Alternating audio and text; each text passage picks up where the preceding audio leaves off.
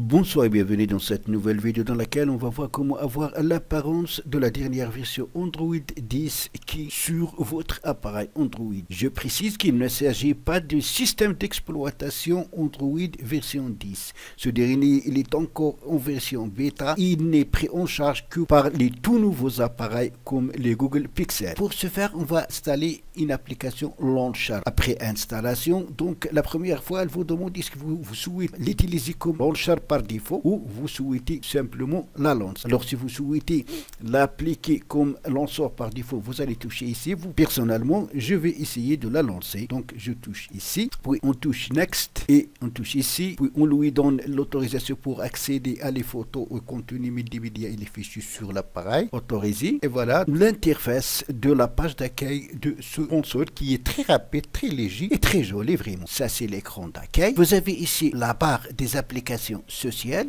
comme Facebook, Twitter, Instagram, YouTube et WhatsApp. Donc vous pouvez y accéder à ces applications à partir de là très rapidement. Ici vous avez les applications qu'on utilise donc beaucoup comme l'application Apple, la Play Store, Chrome et l'appareil. Ici vous pouvez faire une recherche. Quand on appuie ici lentement, on aura cette fenêtre qui va nous permettre de paramétrer le lanceur. Notre lanceur, on touche aussi Launcher Settings. Et là, on peut activer ou désactiver la barre des applications sociales sur l'écran d'accueil.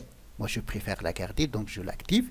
Ici, vous avez le nombre de colonnes des drawers, des tiroirs, des applications. Donc, vous pouvez choisir entre 3 et 4. Moi, je préfère 4. Ici, si vous activez ici, vous allez transformer les icônes des applications en noir et blanc. Moi, je n'ai pas aimé ça, donc je le désactive. Ici, on a drawer thème, donc le thème des tiroirs des applications. Vous avez le choix entre le light et le dark noir.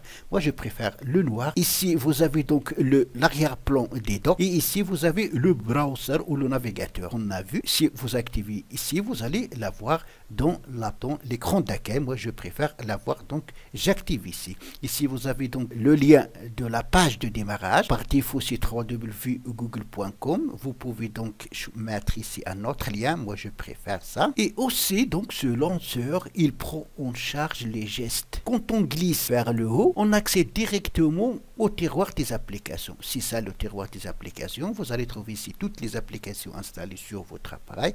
Et voilà le fond d'écran noir qu'on a choisi. Si on glisse vers le bas, vous allez être redirigé vers les paramètres de votre téléphone, très rapide. Si on glisse vers la gauche, on peut accéder à notre galerie. On touche ici rapidement. On peut accéder à la musique. Comme on peut donc accéder à la barre de notification pour activer ou désactiver le Wi-Fi, le Bluetooth, le mode avion, la lampe torche, etc. Et maintenant, si on glisse vers la droite, on sera redirigé vers le navigateur Google dans lequel on peut donc faire notre recherche. On revient donc, on touche ici lentement, on a ici Social Bar Settings, c'est ça la barre des applications sociales.